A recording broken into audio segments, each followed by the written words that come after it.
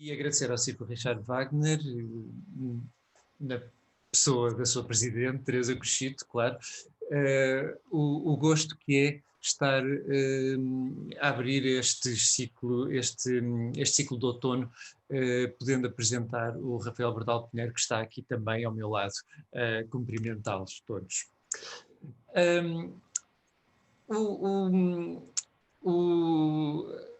A proposta que nós, quando conversámos, a ideia seria conversar um bocadinho sobre o museu, mas eu pareceu-me que seria mais interessante conversar sobre a própria figura do Rafael Bordal Pinheiro, porque é uma figura riquíssima, é uma figura que tem uma dimensão que poucas vezes nós nos apercebemos, e que é uma figura, sobretudo, que tem uma ligação com a sua época. Ele é um homem da época, é um homem que se confunde completamente com a sua época, e nesse sentido a minha proposta hoje é apresentar o Rafael Bordal Pinheiro, apresentar o que é que ele fazia e esperar que isso abra o apetite para muitas visitas, ao museu. Grande parte desta comunicação será feita com base num PowerPoint, portanto em imagens. A maior parte das vezes eu não estarei presente, mas acho que vão ficar a ganhar com os desenhos do Rafael Bordal Pinheiro. Então, a proposta é esta: Rafael Bordal Pinheiro, com as datas do seu nascimento e morte, 1846-1905, a segunda metade do século XIX, um homem do seu tempo, e claro que, estando em ambiente wagneriano, acrescentei aqui uma piscadela de olho ao Richard Wagner. Este é o Rafael Bordal Pinheiro, apresento-o de duas maneiras. À direita, num quadro do seu irmão Columbano, e à esquerda num autorretrato. O Rafael Bordal Pinheiro brinca muito com a sua presença na sua obra e portanto, justifica-se que seja apresentado também pelo seu traço. E o Rafael Bordal Pinheiro, o que nós conhecemos dele, a grande parte da sua obra, tem a ver, por um lado, com o desenho, e vemos-lo aqui desenhar numa pedra litográfica, aquela pedra grossa, numa pedra litográfica a ser sob as ordens de uma figura que é Maria da Paciência, que o manda desenhar. Mas o Rafael Bordal Pinheiro tem também uma vasta obra cerâmica, cuja fábrica ainda hoje funciona, e será difícil encontrar uma família portuguesa que não tenha pelo menos uma peça de Bordal em sua casa, mas eu aviso já que hoje não falaremos da parte cerâmica, porque por uma questão de tempo.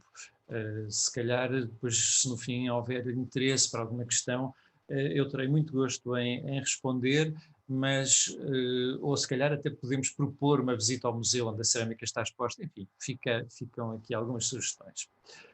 Queria também começar por dizer que o Rafael Bordal Pinheiro, nós hoje sabemos a história ao contrário.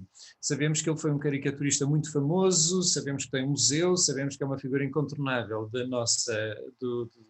da cultura do século XIX, mas este desenho leva-nos a 1870, há 150 anos, numa altura em que ele ainda estava sem saber exatamente o que é que ia fazer da sua vida e sabia que queria ser artista, mas os caminhos que trilhavam eram os caminhos normais da época, de um lado mais académico, apesar de ele não ter tido formação académica, mas um lado mais ligado às correntes da época, neste caso ao naturalismo. O rapaz que vendia rocas, um desenho que foi publicado no álbum dos costumes portugueses, ou também neste desenho, nesta aguarela, Um Dia nas Hortas, que retratava também, dentro do espírito naturalista, aquelas idas aos fins de semana às hortas, onde havia as grandes patuscadas, e vemos aqui num primeiro plano um fogareiro, aqui ao fundo os fregueses sentados à mesa, num ambiente bucólico, com umas vinhas e com umas sombras, a anunciar um espaço de lazer. E houve um momento em que o Rafael Bordal Pinheiro pensou que não era este o caminho que queria seguir, não era o caminho dos artistas de salão, dos artistas de pintura de cavalete, e enveredou por um caminho completamente diferente, pelo caminho da caricatura. A caricatura em bordalo, e até dentro de uma tradição já europeia, sobretudo inglesa e também francesa, como Daumier, de quem Bordalo é um grande admirador, mas a caricatura tem uma importância muito grande, não simplesmente como bonecos com narizes grandes e orelhas grandes e deformações físicas, mas como uma forma de mostrar para além de um simples retrato. Este é um desenho que o Rafael Bordal Pinheiro publica num dos seus jornais, em 1880, em que mostra o rei Dom Luís, que também fazia caricaturas, o rei Dom Luís a fazer umas caricaturas que o Bordalo, brincando, vira de cabeça para baixo e até as põe riscadas, denunciando que ele seria um mau caricaturista, e o Bordal apresenta-se aqui depois em baixo com uma máquina de fotografar, dizendo que o rei é um mau caricaturista, mas ele, com as suas caricaturas, faz boas fotografias das pessoas, marcando, portanto, essa diferença em relação, mostrando, portanto, a forma como ele encarava a caricatura. E ele encarava a caricatura também como uma forma de denúncia. Nós vemos aqui o Rafael Bordal Pinheiro e vemos aqui ele com o seu lápis, com o seu lápis, a espetar uns guardas, a maltratar uns guardas que tinham, por sua vez, maltratado uns sardinas que vendiam os seus jornais. Portanto, com este desenho, o que eu quero dizer é que o Rafael Bordal Pinheiro usava o lápis como uma arma como uma arma para denunciar as situações. E de tal maneira é forte esta ligação dele com o lápis que muitas vezes ele se desenha com um lápis. Isto é um autorretrato de Rafael Bordal Pinheiro, em que, com os bigodes e com um grande nariz que ele tinha, em que ele se desenha como um lápis, e um lápis que vai acordar um Zé Povinho que está a dormir, a quem ele diz: levanta-te e caminha.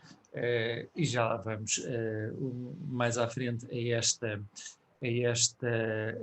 frase, a esta ligação entre o Bordal e o Zé Povinho. O Rafael Bordal Pinheiro teve jornais ao longo da sua vida.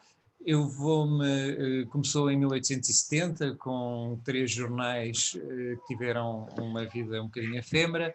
Depois foi para o Brasil, onde viveu 3 anos e também fez uma carreira muito importante, viveu 4 anos, e depois regressou a Portugal em 1879, e em 1879 publicou este jornal, o António Maria, e a seguir publicou o Pontos nos Is e finalmente a paródia. Gostava de vos mostrar este quadro, porque neste quadro nós vemos que desde 1879 até 1905, data da sua morte, o Rafael Bordal Pinheiro teve praticamente sempre jornais. Só em 1899 é que ele não teve. O que significa que nós conseguimos fazer uma leitura dos últimos 25 anos do século XIX através dos seus jornais. E quando nós falamos dos seus jornais, eu agora paro esta partilha de ecrã para vos mostrar, porque acho que é sempre mais interessante vermos. Por exemplo, aqui temos um número do jornal A Paródia. Aqui temos um número do jornal Pontos nos Is. São jornais, como veem, muito finos, com 4 ou 5,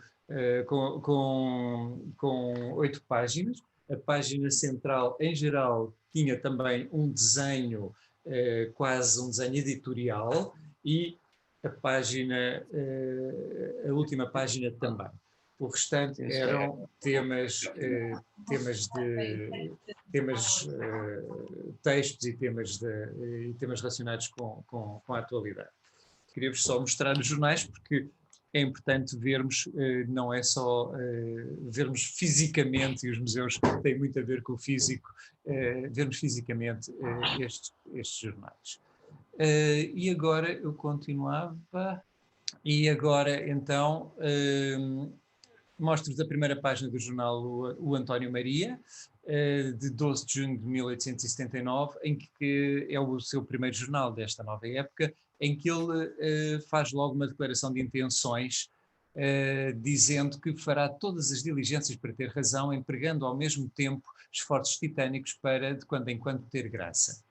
Possuído estas duas ambições, claro está que António Maria não tem outro remédio, na maioria dos casos, senão ser oposição declarada e franca aos governos e oposição aberta e sistemática às oposições, o que não o impede, o que não o impossibilita de ser amável uns dias por outros e cheio de cortesia em todos os números. Portanto, mostrando desde logo a sua independência e assumindo a independência do seu pensamento logo a partir do primeiro número.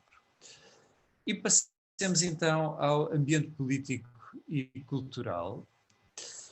Os jornais do Bordalo são, sendo humorísticos, tratam sempre temas da política, da cultura e da sociedade. Não são daquele humor, nem do humor brejeiro, nem do humor simples, não é um homem que vai andar na rua, escorrega uma casca de banana e cai numa poça de lama ou qualquer coisa. Não, é um humor sempre empenhado, sempre por uma causa. Neste desenho mostro-vos a relação entre algumas das figuras da época e os desenhos de Rafael Bordalo Pinheiro. Aqui Fontes Pereira de Melo, o grande político do século XIX, das políticas dos melhoramentos materiais, o rei Dom Luís, o Anselmo José Brancamp, para que se perceba que há de facto uma qualidade de traço muito grande. E passo então a alguns dos temas que ele falou durante o século XIX. Um deles é a questão do constitucionalismo, e então Rafael Bordalo Pinheiro mostra-nos um rei Dom Pedro que outorgou a Carta Constitucional a ralhar com o rei Dom Luís, dizendo que vê lá o que é que tu fizeste, o que é que tu deixaste que acontecesse este parlamentarismo, onde toda a gente anda à luta e onde um Zé Povinho dorme absolutamente impassível perante esta situação. Vivíamos, portanto, sob uma monarquia constitucional, vivíamos num rotativismo em que os dois partidos do poder se alternavam, o Partido Regenerador e o Partido Progressista, neste caso com José Luciano e Índice Ribeiro, que ora está um no poder, ora está o outro, que o Bordalo brinca com este baloiço. É uma altura também em que começam as eleições e, portanto, o Zé Povinho está aqui a ser puxado, neste caso com Anselmo José Brancamp e pelo Fontes Pereira de Melo, está a ser puxado pelos contendores políticos para que votem neles. E o Bordalo vai logo dizendo que ao Zé Povinho para ter cuidado com essa situação, porque o dia dos votos é um dia em que lhe dão tudo a comer, mas no dia seguinte é um dia em que ele será maltratado. E a solução, segundo o Bordalo, seria um aconselhamento do Zé Povinho deixar-se aconselhar pela figura da República. Portanto, o Bordalo era republicano em tempos da monarquia e aconselhava que o Zé Povinho se deixasse influenciar pela República, aliás, como se vê aqui neste caso, e é um daqueles casos em que eu chamo a atenção para o desenho, para a forma como o desenho pode ter um impacto fortíssimo na mensagem que passa, porque a República está aqui do lado esquerdo como uma figura muito bonita, muito bem desenhada, enquanto do lado direito está um Fontes Pereira de Melo apatetado, com este ar absolutamente caricatural, enquanto que a República é um retrato forte, é um retrato bonito, e em que a escolha que o Zé Povinho tem de fazer é entre esta figura cheia, com uma grande língua, cheia de promessas vãs, ou uma república que lhe traria grandes vantagens. Uma outra questão que o Bordalo viveu com muito próxima é a questão do colonialismo. E então aqui vemos uma mesa onde está um John Bull, que é uma espécie de Zé Povinho inglês, sentado à mesa. A refeição é África, e quem está aqui é, por um lado, o Lord Salisbury, o primeiro-ministro inglês da altura, por outro lado, a África do Sul, e por outro lado, a Rainha Vitória. Estão todos à mesa e Portugal, nesta refeição, é este cão aqui que vai roendo os ossos que lhe sobram e vai roendo os ossos que estão aqui num prato que tem a data de um dos tratados assinados com a Inglaterra que permitiram que as nossas que as colónias africanas fossem assumidas pelos ingleses. Mas naquela época vivia-se também uma época com muitos problemas sanitários, tal como hoje, nomeadamente com a febre amarela e com a cólera. E Bordalo, neste desenho, faz uma homenagem tripla, de facto. Faz uma homenagem, o desenho representa uma figura a vacinar o Zé Povinho, e a figura que está a vacinar o Zé Povinho é o Governador Civil de Lisboa. O Governador Civil de Lisboa, o conselheiro Arrobas, que ele muitas vezes trata mal, mas aqui, perante uma boa decisão que foi de vacinar a população lisboeta, ele faz esta grande homenagem, que é simultaneamente uma homenagem a Monte Verde, que fez uma escultura do introdutor da vacina.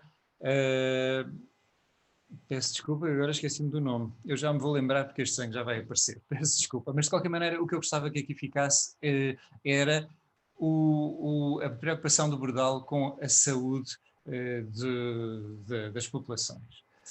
Por outro lado, ele era um homem muito interessado nos melhoramentos, nas novidades, e aqui o que ele dá as boas-vindas é à inauguração da Praça da Figueira. A Praça da Figueira, que entretanto foi demolida, mas que ele dizia que tinha substituído um mercado absolutamente insalubre e que neste momento estava com tantas condições que os azemeiros deviam ir de casaca e os vendedores deviam ir de vestidos compridos, tal era a qualidade das novas instalações do mercado. E o Bordalo faz também uma crítica social, neste caso é uma crítica, reparem que são umas senhoras muito bem vestidas, que se passeiam sobre uns pregos que espetam a cabeça de as cabeça de um pobre senhor, e ao fundo nós vemos aqui nas fachadas empréstimos e penhores. E aqui esta é a legenda e é o código para compreendermos o desenho. O que se passa é que estas senhoras, para terem uma vida socialmente aceitável, digamos assim, e de facto viviam sob penhores, viviam com tudo no prego, como se diz, não é? E o Bordalo faz uma brincadeira a este viver acima das possibilidades, para usar um termo que, que ficou no nosso léxico, faz essa brincadeira e faz também uma crítica mais forte, mostrando aqui um conjunto de figuras populares, um carvoeiro, uma vendedora de leite, um azeiteiro e um padeiro, com os pés bem assentos no chão, portanto muito mais dignos do que estas pessoas que viviam uma vida pouco, como digo, acima das suas possibilidades. Estávamos também no século XIX a criar uma burguesia e essa burguesia tinha alguns sinais de que gostava de se rodear. Neste caso, o Bordalo faz uma brincadeira cortando um prédio ao meio e mostrando que em cada uma destas casas havia um piano. Havia o piano da menina que estava no sótão, havia o piano por aqui fora, só este pobre coitado que não tem piano dormia mal com este som todo. Neste caso, mais do que uma brincadeira sobre esta nova burguesia e o que ela gostava de mostrar, é também uma homenagem a uma pianista russa, Anna Yesipov, que veio a Lisboa nessa altura, e então o que o Bordalo diz é havia em Lisboa uma epidemia de pianos, aliás o que ele lhe chama, uma epidemia de pianos, de meninas que achavam que sabiam tocar muito bem, mas depois de terem ouvido esse povo, acharam todas que deviam era deitar os pianos fora ou transformar os pianos em canteiros de flores, porque realmente não sabiam tocar absolutamente nada ao pé daquela grande pianista. Continuando, Bordal também se preocupava com a cidade, com o urbanismo, e neste caso é o que ele está aqui a criticar com o Zé Povinho, com os olhos esbugalhados e com esta Maria da Paciência caída no chão, tal é o espanto, com a instalação de um gasómetro junto à Torre de Belém, coisa que esteve até aos anos 40, 50. O desenho é de 1888 e o Bordalo insurge-se contra a forma de tratar esse símbolo do nosso património e da nossa história.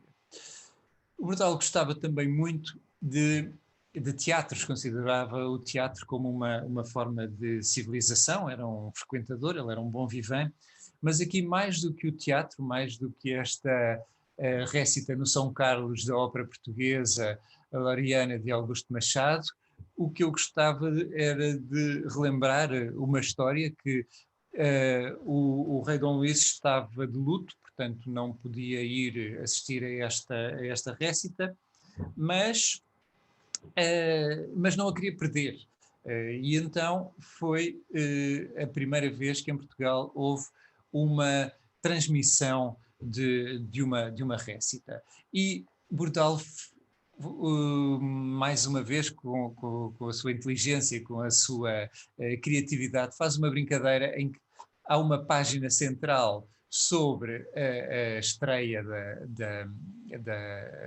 da ópera, e depois, aqui no cantinho, podem ver que existe um fio que passa para a outra página, e na outra página está o rei Dom Luís a ouvir a ópera com estes auscultadores da época. Portanto, ele num só desenho consegue mostrar o gosto em ter ido ouvir a ópera e, simultaneamente, esta absoluta novidade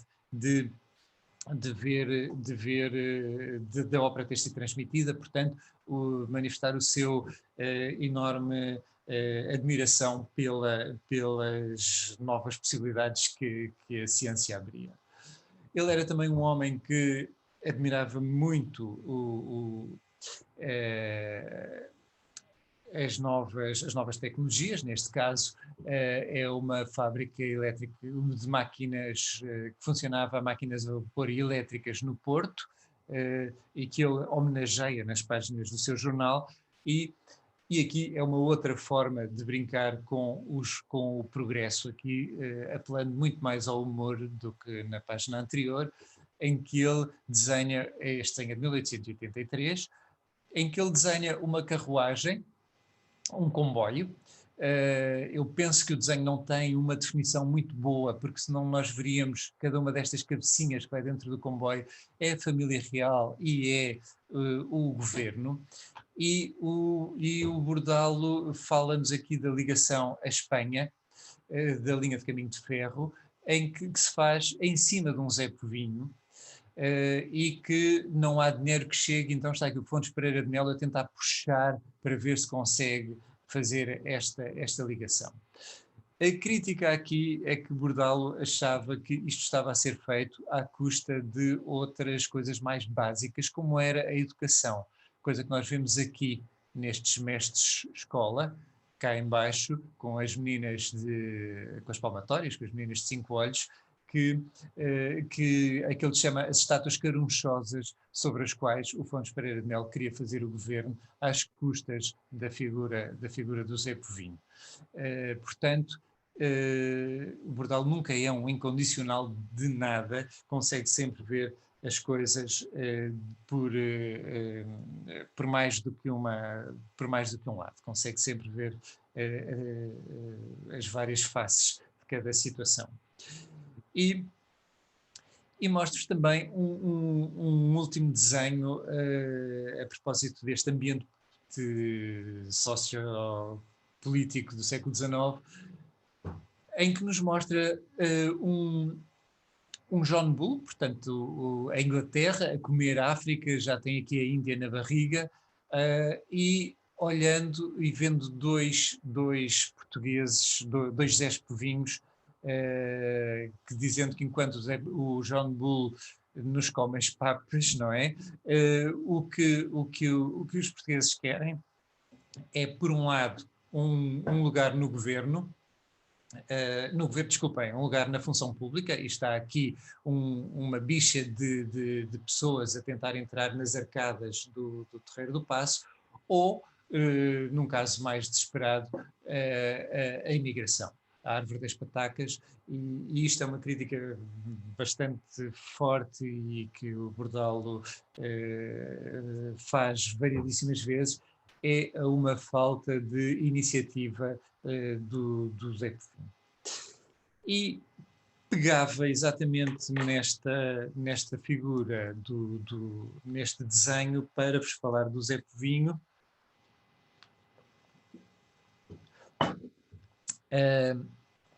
começando por mostrar um desenho. Um desenho que nos fala dos partidos da rotação. Já falámos, portanto, que os regeneradores e os progressistas se intervalavam no poder, e progressista, um caixote de lixo a ser derrubado por um gato, e dentro do caixote de lixo estão os progressistas e os regeneradores. Este desenho é um desenho. Os políticos estão no lixo e vão ser deitados fora. Mas se nós. Este é um desenho que eu manipulei, porque o desenho original é assim. E quando nós vemos um Zé Povinho a sentir o mau cheiro de toda esta situação, percebemos que ele é quem sofre. Uma situação semelhante aqui. Nós vemos este balancé, onde mais uma vez o Fontes Pereira de Melo e o Brancamp estão, ora um, ora outro, no poder, sendo a Carta Constitucional o balanço feito através da Carta Constitucional. Mas se nós virmos este desenho assim, com um Zé Povinho de joelhos a aguentar tudo isto nas suas costas, percebemos que a figura dele é bastante mais, tem um peso muito mais importante na obra do Bordalo do que uma simples figura decorativa. De facto, como disse há pouco, o Bordalo, o humor do Bordalo é sempre um humor político, e ele não podia ficar só pelos intervenientes políticos, só sobre cada um dos ministros, cada um das oposições, cada um dos partidos. Tinha de desenhar também a figura que sofria com todas as situações que iam acontecendo. E esse é, de facto, o papel do Zé Povinho, é o que nós vemos quando se passa de um desenho assim para um desenho assim, é perceber o peso que o Zé Povinho tem nesta história. O Zé Povinho é uma criação do Bordalo Pinheiro, que nasceu no dia 12 de junho de 1875. Este é o primeiro desenho, nasceu no jornal A Lanterna Mágica. De tal maneira ele não era conhecido que o Bordalo sentiu necessidade de escrever aqui na lanterna seu Zé Povinho, apresentando aos seus leitores, e praticamente a história de tudo o que ele iria desenhar, é como um manifesto, digamos assim. Penso que todos conhecem a tradição do tostãozinho para Santo António, em que os miúdos montam uns altares na rua e depois andam eles próprios a pedir uns tostõezinhos para o Santo António. Ora, o Bordalo reproduz essa cena, mas quando nós olhamos para o miúdo que anda a pedir tostõezinhos, obviamente não é um miúdo, é um adulto. E na altura saberíamos que este adulto era de facto o ministro da Fazenda ou das Finanças, Serpa Pimentel. E olhamos para o Santo António e obviamente que não é o Santo António. É de facto o primeiro-ministro, que na altura se chamava António Maria Fontes Pereira de Melo. E o Bordalo faz esta brincadeira com o António do Santo António. E ao seu colo ele tem a figura do o menino Jesus, é transformado no Dom Luís, no rei. E então, neste primeiro desenho, o Bordalo dá-nos o mote daquilo que vai gozando ao longo de toda a sua obra, que é uma figura a pedir dinheiro ao povo para uma coisa, mas de facto não é para essa coisa, porque como nós sabemos, os miúdos pediam dinheiro para o Santo António, mas depois gastavam-no em repousados, ou em cigarros, ou em chocolates, ou naquilo que fosse. E, portanto, é este jogo de pedir dinheiro ao povo para uma coisa que depois pode ser ou não ser, que o Bordal denuncia neste primeiro desenho e que vai manter ao longo de toda a sua história em alguns desenhos que vos vou mostrar, que vos vou continuar aqui a mostrar. Por exemplo, neste é Pontes Pereira, mais uma vez, vestido aqui de saloia, a chibatar o Zé Povinho de burro, portanto, espalhado como um burro, que tem às suas costas a lista civil. A lista civil é portanto, dizendo que era uma coisa pesadíssima, e além disso, nestes alforjes, penso que conseguiram ver as carinhas do rei, do príncipe Dom Augusto e de alguns outros políticos com que o Zé alombava. Um outro desenho que vos mostro mais rapidamente, só para ver que o Bordal desenhava muitas vezes o Zé Povinho de joelhos ou em posições pouco dignas, ou aqui neste caso com os olhos vendados a ser levado a votar, ou mesmo nu, já sem dinheiro, com o Ministro do Estado da Fazenda Pública, com o Ministro a pedir ainda mais dinheiro, ou mesmo num estado em que já depois de nu tinha mesmo de dar a própria pele. Queria aqui chamar a atenção para duas coisas. A primeira é que estas críticas que o Rafael Bordal Pinheiro faz são sempre com um político determinado e perante uma situação determinada. Aquela ideia de os políticos são todos iguais, isto é tudo mau, não é exatamente aquilo que a mensagem do Rafael Bordal Pinheiro. O que eu queria dizer era, esta situação é má com estes intervenientes. Esta ideia absolutamente populista e antidemocrática de que é tudo, os políticos são todos a mesma coisa, isto é tudo igual, não é a mensagem que o Rafael Bordal Pinheiro quer passar e já veremos adiante. O que o Rafael Bordal Pinheiro queria mostrar com estas imagens aos seus leitores era mostrar-lhes que, de facto, se eles abrissem a cabeça, o que se veria lá dentro era uma alvarda. A alvarda que era aquilo que todos estes políticos lhes põem nas costas. Vejam aqui, a alvarda volta a estar aqui presente, como aqui também está presente, aliás aqui são 3 as alvardas, e o que o Bordalo quer mostrar e quer, pelo seu exemplo, é dizer, olha, tu estás aqui a rir-te porque estás a ver isto, mas de facto o que se passa é que tu tens, dentro da tua cabeça, já não és livre porque já tens essa albarda enfiada dentro da cabeça. E aqui está ele outra vez a dormir encostado a uma albarda, já confortável com esta situação, com todos os reis de Portugal em cima, e neste caso com a legenda levantar-se-á, e a brincadeira é que se ele se levantasse, os reis caíam, caía a monarquia, ele largava a albarda e viria à República. Esta mesma crítica que ele faz entre a Revolução de 1820, que terminou com o absolutismo em Portugal, e o povo de 1820, que fez essa revolução, e o povo de 1884, aqui vestido perfeitamente numa situação muito menos séria, muito menos digna, até inclusive vestidos como palhaços, etc. E este é um desenho em que o Bordalo também nos fala do Zé Povinho na história.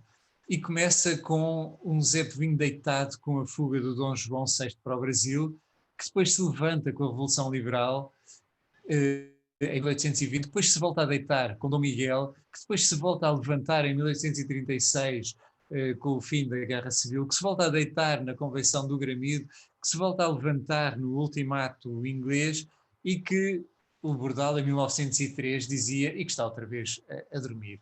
E a brincadeira aqui diz, não se levanta que não se deite outra vez, mostrando que há uns fogachos de vontade, de liberdade, de deitar fora aquela albarda que tem na cabeça, mas que voltam. Este desenho é particularmente interessante porque nós podemos colocá-lo aqui numa linha cronológica e vermos que em 1822, portanto logo a seguir à Revolução de 1820, foi otorgada a Constituição, depois veio o absolutismo, a Carta Constitucional, desculpem, depois o absolutismo, depois a Carta Constitucional outra vez, depois a Constituição, depois voltou a Carta Constitucional e se nós colocarmos os desenhos do Rafael Bordal Pinheiro, nós vemos aqui o povo levantado em 1820, deitado em 32 com o absolutismo, voltado a levantar com a Constituição de 34 e depois aqui outra vez a dormir no momento em que o Bordal desenhava.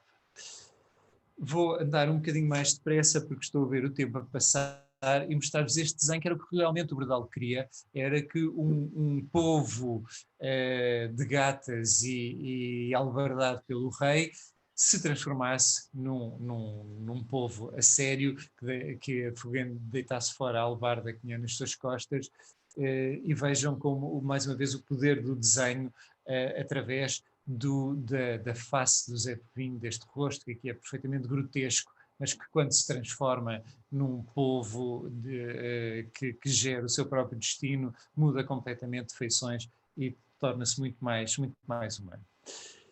Falo-vos do humor como ferramenta, o Bordalo sempre brincando consigo, e aqui uma situação em que houve um grande escândalo por causa de um concurso para a alfândega e em que o Bordal, o Zé Povinho, está de tal maneira zangado com o ministro Índice Ribeiro que lhe dá um pontapé que o põe fora da própria página. Vejam que a esquadria da página é posta mais pequena para que ele possa sair. E depois faz uma brincadeira que é convidá-lo a entrar em tempo de carnaval, mas mal acaba o carnaval, volta a pô-lo fora, porque dizendo que o carnaval já passou, portanto, voltas lá para fora, não julgues. Este é também um desenho em que a força, em que usa um recurso gráfico muito forte, que é este jogo do preto e branco. É um desenho sobre um deputado, o deputado Simões Carneiro, que era de profissão carvoeiro. E então o que o Bordalo aqui diz é que enquanto ele era carvoeiro, isto são os sacos de carvão, enquanto ele era carvoeiro era impoluto. Como sabe, o carvão escurece as pessoas, porque estão sempre sujas com o pó de carvão. Mas ele conseguiu manter-se impoluto enquanto era carvoeiro. Mas agora que foi para a política, ficou completamente preto e portanto, sujo com as negociatas. E, portanto, é uma crítica muito forte à figura do Simões Carneiro, usando simultaneamente este jogo, esta linguagem visual que se percebe ao primeiro olhar. Mas depois, a propósito do tratado de Lourenço Marques, que muitos deputados votaram a favor, de tal maneira que ele foi aprovado, mas Simões Carneiro votou contra. E então, o próprio Bordalo, que se propõe a enforcar todos os outros, ou pelo menos a pendurá-los aqui em praça pública, curva-se perante o Simões Carneiro, mostrando mais uma vez aquilo que vos disse, é que não é toda a classe política, não é aquela lógica de vamos criticar todos, são todos iguais, não, é apontar cada um e dizer que cada um, as vantagens e desvantagens de cada um dos políticos. E aqui está ele, mais uma vez, com o lápis, mostrando a ligação umbilical que ele tinha à sua obra e ao seu desenho. Este é o ministro Barjona de Freitas, ministro dos Negócios Estrangeiros, na altura do ultimato. E foi ele quem assinou aquele tratado, o Tratado de Lourenço Marques, em que reatámos as relações com a Inglaterra. É um desenho que não é do Bordal, mas que eu trago aqui para vos mostrar o Bordalo faz este desenho do Barjona de Freitas. É um desenho que estão a olhar para ele e a vê-lo um pouco estranho aqui com algumas coisas, mas que eu vos vou ajudar a descodificar desta forma. Vejam que aqui há um desenho do Lord Salisbury, que era o primeiro-ministro inglês. Aqui há dois desenhos com o John Bull, com a tal figura que é o Zé Povinho inglês, e aqui a Rainha Vitória. E em cima a figura de um negro africano. Este desenho vai se aproximando e vamos percebendo que o Bordalo faz aqui é mostrar que a identidade entre os interesses ingleses e o retrato do Barjona de Freitas que ele faz, conseguindo através deste recurso do humor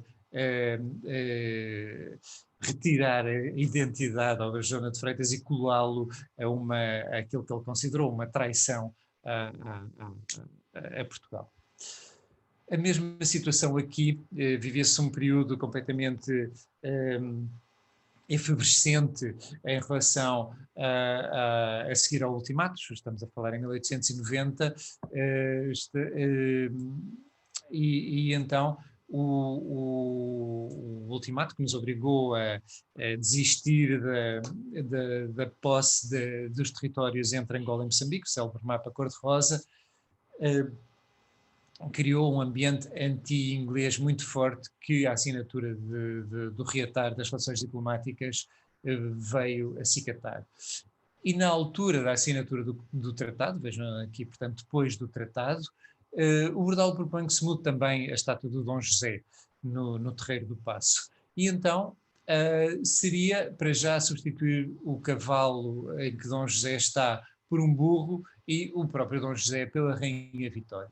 E aqui embaixo vai fazer uma proposta um pouco mais ousada, em que nos mostra um John Bull em amena conversa com o Barjona de Freitas, que já vimos ali atrás, enquanto pisam um Zé Povinho aqui embaixo. Mais uma vez uma mensagem muito forte, e aqui Índice Ribeiro, primeiro-ministro, tocando uma trombeta alegre com esta situação. Portanto, é o poder do desenho, o poder da imagem que o Bordalo consegue usar de uma maneira absolutamente magistral. E mostro-vos um outro exemplo, neste caso a propósito dos festejos pombalinos, em que houve uma zanga entre o governador civil, o conselheiro Arrobas, e o primeiro-ministro, o Afonso Pereira de Melo, e em que o rei ficou de fora. E eu não sei se conseguem ver a figura do rei neste desenho. A figura do rei neste desenho é formada aqui dentro. Vejam aqui o rosto, a cabeça e aqui o resto do corpo. E, portanto, o Bordalo consegue desenhar a nulidade, a seu ver, do rei Dom Luís, colocando num espaço vazio entre duas figuras políticas fortes da época. E este é, mais uma vez, o poder do desenho e o poder do humor para passar uma mensagem forte. Um último exemplo é este. Nós já vimos atrás este desenho, e eu aqui só queria mostrar-vos a ligação com a escultura de Monteverdi e a homenagem a Edward Jenner, eu disse que me ia lembrar do nome, que inoculou a vacina no seu próprio filho, a vacina da varíola, para mostrar que acreditava na ciência e que isso seria uma forma de salvar, de proteger a sua saúde. Portanto, Bordalo brinca com obras conhecidas na época para que a sua mensagem passe de uma maneira mais forte, e por isso quis trazer-vos aqui de novo este desenho. Mostrar-vos finalmente que Fontes Pereira de Melo foi o político mais importante, o homem dos melhoramentos materiais, do fontismo, um homem que esteve no poder dezenas de anos, e que Bordalo brincava sempre com ele, Ele ainda por cima era muito vaidoso, pintava o bigode, gostava de caminhar, de se apresentar num cavalo branco, e Bordalo brinca com ele e transforma-o, por exemplo, aqui num galo que luta aqui com Rosa Araújo, o Presidente da Câmara de Lisboa, ou aqui no Homem dos Sete Instrumentos, transformando numa espécie de um palhaço de rua, mas ao mesmo tempo que o criticava desta forma tão violenta até, o Bordalo, no momento da sua morte, em janeiro de 1887, dedicou um número inteiro ao próprio Afonso Pereira de Melo, escrevendo na legenda, portanto não esperando pelas críticas, escrevendo imediatamente. Os que me vão agora criticar porque eu faço esta homenagem ao Afonso Pereira de Melo, não se esqueçam que eu não confundo a pessoa com o político, e o político merece o meu respeito. E, portanto, faço-lhe aqui esta homenagem essa que continua neste desenho, no número seguinte, em que diz que o Afonso Pereira de Melo já desaparecido, e todos os outros políticos, aquele diz que não lhe chegam sequer aos calcanhares. Mudo agora para um outro tema, para os teatros. Bordalo era um amante de teatro, das diversões, e isso reflete-se nos seus desenhos. Por exemplo, aqui, num desenho de António Maria de tudo o que vai no Teatro Dona Amélia, que hoje é o São Luís, no Trindade, no Dona Maria, no São Carlos, faz um apanhado de tudo aquilo que estava a acontecer, com breves apontamentos, mostrando que tinha estado presente em cada uma dessas peças.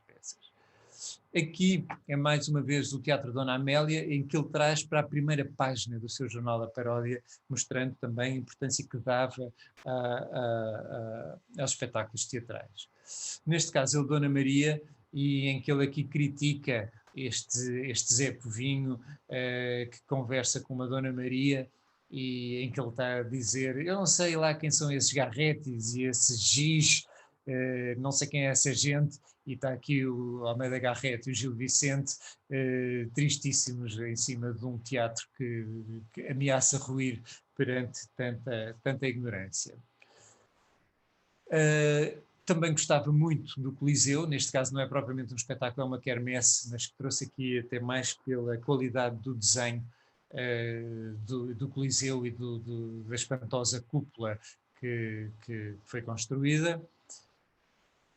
Ou a homenagem a espetáculos que existiram. Vejam também aqui mais uma vez a qualidade do desenho da Companhia Marini, quando foi ao Coliseu dos Recreios em 1882, ou ainda no Teatro da Trindade, ou também com a vinda de algumas atrizes, como é neste caso a Sara Bernhardt, em que está aqui um Bordalo em perfeita adoração à Sara Bernhardt. Ele fez questão de se incluir neste desenho para mostrar como estava extasiado.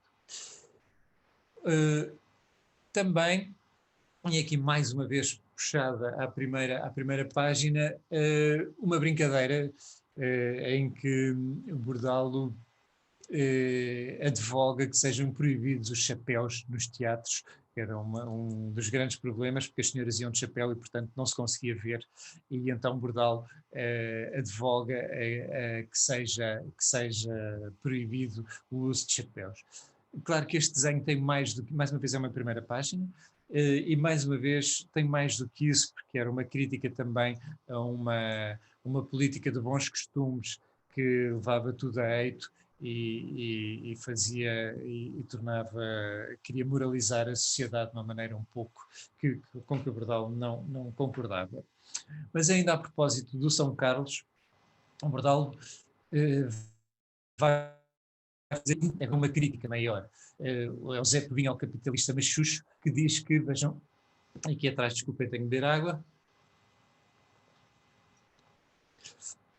E então está aqui as arcadas do São Carlos, o pórtico do São Carlos, e o Museu Povinho que está aqui a dar dinheiro, do seu dinheiro a umas mãos do capitalista, como aqui está dito, e depois com uma legenda que diz: toma lá este dinheiro, eu só tenho dinheiro para ir ouvir ali o tocador de rua, não tenho dinheiro para o São Carlos, mas sou eu quem o vai pagar. Apesar desta crítica muito forte, o Bordalo de facto era um frequentador de São Carlos, este é um dos seus desenhos, e que tem uma particularidade, para além da enorme qualidade do desenho, do Bordalo se retratar. Vejam aqui esta bolinha aqui no meio da plateia, este é o Rafael Bordalo Pinheiro, que fez questão de se juntar aqui esta sala cheia do São Carlos. Bom, e finalmente a piscadela do olho ao Wagner, como prémio por me terem estado a ouvir até agora. Então mostro-vos um desenho que saiu em 15 de março de 1883, na primeira apresentação de Lohengrin em Portugal, na primeira apresentação de Wagner em Portugal, e que deixou o Bordalo um bocadinho sem saber o que achar. Por um lado, vejam que o desenho é um desenho bastante desinteressante. A parte mais... não tem grande gênio este desenho. Desculpem, não tem um grande gênio este desenho. E a legenda é que aqui está ao lado. É uma peça magistral, produziu-nos o efeito que deverá despertar no espírito de um esquimó a leitura da melhor poesia de Victor Hugo. Não percebemos, mas gostamos. E da mesma maneira que o Bordalo não percebeu e gostou, põe aqui um conjunto de orelhas, umas extasiadas, com anjinhos à volta, e outras a serem marteladas aqui por um Richard Wagner, das pessoas que não gostaram. A opinião de uns é a opinião dos outros. Portanto, mostrando que nesta primeira apresentação não foi unânime a crítica e houve diversas opiniões. O Bordalo depois volta a desenhar uma apresentação do Tannhäuser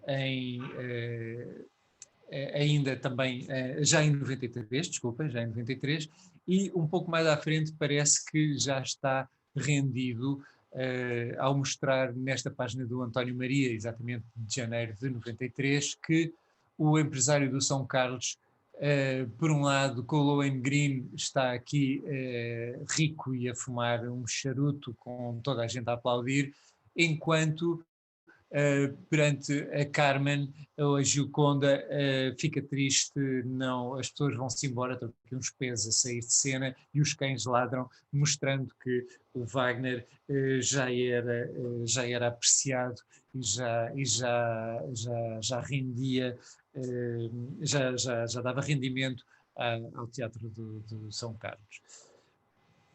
Ele volta a brincar, ainda também a propósito de uma outra apresentação, em que põe um Wagner a pôr uma coroa de louros na cabeça de um dos cantores, ou ainda um pouco mais... desculpem, este slide está fora de sítio, este slide é ainda de 83, e Bordalo, dentro daquela hesitação sobre se gostou ou não, o que ele diz é: para os que sabem da poda, a música do Lohengrin é um cacho artístico cujas belezas musicais se contam pelo número de vagos.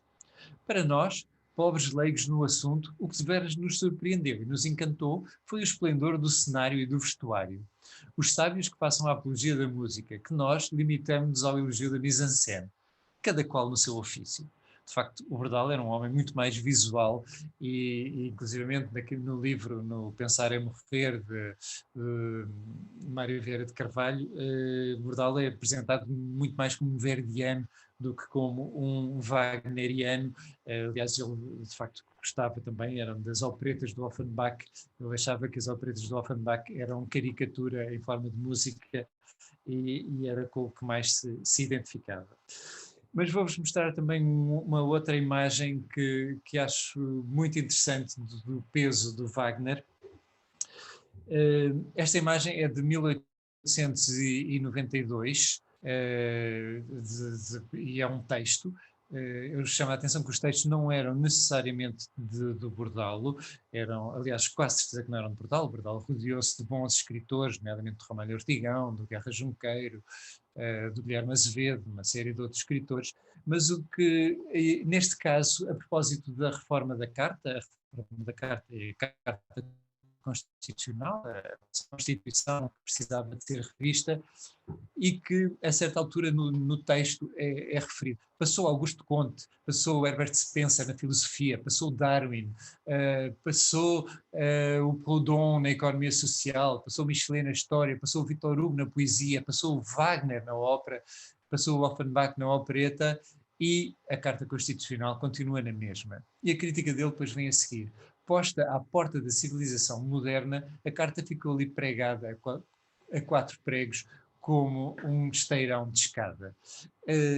O que está aqui escrito, e reparem que é antes da primeira apresentação de Wagner em Lisboa, é colocar o Wagner num pacote de modernidade que é usado em contraponto a um imobilismo social e político que se vivia, e o Wagner, mesmo antes de ser representado, já fazia parte desse desejo de modernidade que o Bordalo carrega consigo. E voltando a um discurso mais humorístico, este desenho fala-nos dos três parlamentos.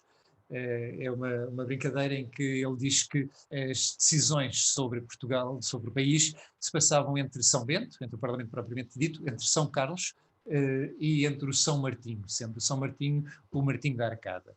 E o texto que eu puxo para que se possa ler, fala-nos em janotas, habituês, pedantes e talentos, têm neste país três grandes parlamentos, três concílios subtis, onde o smart da cidade, todo podre e chique de moralidade, entre Wagner, no São Carlos, um grog no Martinho da Arcada e uma interpelação em São Bento, iam fazendo a sua política. Portanto, faz esta brincadeira mostrando que o círculo fechado e pequenino e muitas vezes de corredor e de intriga em que a política era feita, mas voltando a chamar Wagner para como a representação dentro do São Carlos. E dentro desta lógica de mostrar que o Wagner se vai impondo, este é um desenho em que se fala da era dos vulcões, em que em cada uma destes países iam acontecendo revoluções e mudanças sociais. Na Rússia, na Itália, na Espanha, só Portugal é que estava perfeitamente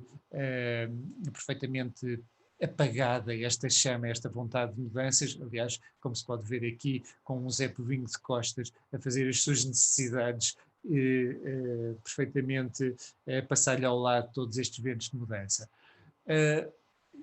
Puxo este desenho para mostrar que a representação da Alemanha é feita através de um cisne, que é obviamente retirado do Lohengrin.